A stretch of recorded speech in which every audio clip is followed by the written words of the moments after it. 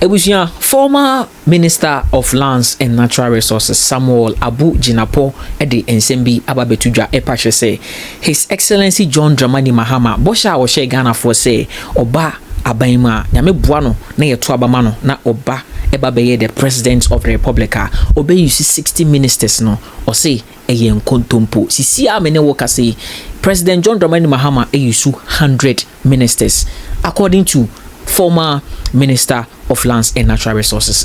Climax News, your clear and louder voice. And your first time watching, please subscribe to our YouTube channel, your Facebook, Instagram, TikTok, Snapchat at Climax News GH. After feel free to share watching at the comment section. Let's share a video in the afu so now, Ghana Mampini Ebontoa in 2024. No, one of the policies or the two Ghana for Nima appealing enough to Ghanaians was the size of Ekufado's government. Ekufado was having 125 ministers of state.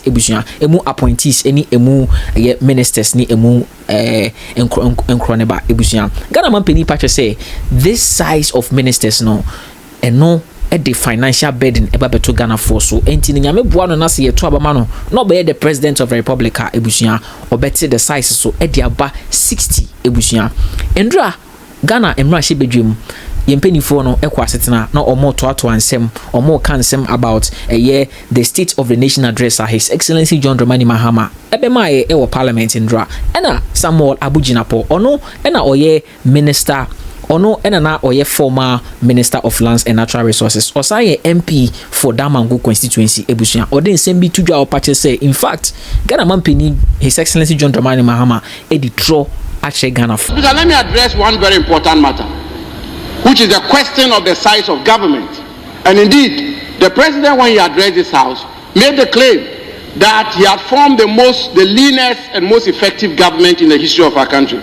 So I want to submit that you can have 10 ministers, another government can have 20 ministers, and the government that has 20 ministers may have a smaller government machinery, a smaller government size than you who have 10 ministers. And I want to demonstrate that, Mr. Speaker. Mr. Speaker, it's on record. The record is that the pegging or ranking of officials of the presidency are as follows, Mr. Speaker, since the inception of the fourth Republican dispensation.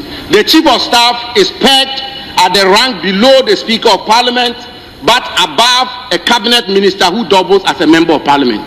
Mr. Speaker, a senior presidential advisor is pegged at the level of a cabinet minister who doubles as a member of Parliament. So a senior presidential advisor, by all intents and purposes, their salaries, emolument, conditions of service is equivalent to a cabinet minister who doubles as a member of Parliament. Mr. Speaker, a presidential advisor is pegged at the level of a cabinet minister who is not a member of Parliament.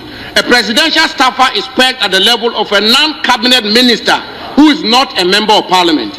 And a presidential aide is pegged at the level of a deputy minister. These are the rankings since the inception of the fourth Republican dispensation. Mr. Speaker, so if you want to see the size of government and its bearing on the national exchequer, Mr. Speaker, don't just look at ministers and deputy ministers.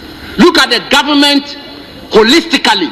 And Mr. Speaker, I want to submit that if you look at this government holistically, there are ministers, deputy ministers, senior presidential advisors, presidential staffers, presidential aides.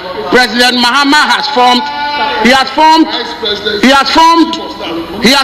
arguably one of the biggest or largest governments in the history of our country as it relates to the cost on the national exchequer. Mr. Speaker, why do I say this? Check, for example, the president has appointed Dr. Valerie Sawyer as senior presidential advisor in charge of government affairs. Her rank is a cabinet minister who doubles as a member of Parliament. So her salary, her emolument, conditions of service, everything to do with her office is at the same rank as a cabinet minister who doubles as a member of Parliament. That's why he's appointed a presidential advisor on economy, appointed presidential advisor for 24-hour economy, presidential advisor in special aid to the president, presidential advisor on national anti-corruption program, presidential advisor on diaspora affairs. Mr. Speaker, he goes on to appoint presidential advisor, presidential staffer, and special aid to the vice president, presidential staffer for Black Star Experience, and then presidential staffer for diaspora affairs. Mr. Speaker, Then he goes ahead to appoint 5 policy advisors to the vice president. Just because he tells the country that he's appointed a minister in charge of agribusiness, and yet he's appointed director at the presidency in charge of agriculture and agribusiness. My good friend Peter Buama Otukono. Just because he says he will not appoint deputy regional ministers, and he appoints 16 presidential staffers in charge of the 16 regions of our country. That's because I want to submit that these presidential staffers in charge of the 16 regions of our country, in essence, as it relates to the cost on the national exchequer, are in fact, indeed, and in substance, deputy ministers of state. That's because he then appoints, listen carefully, please. That's because he then appoints 1 presidential advisor on media, 4 directors of communication at the office of the president, 5 deputy directors of communication, 2 communication specialists, 5 technical communication assistants, 1 media aide, 1 assistant media liaison officer, 1 communications consultant.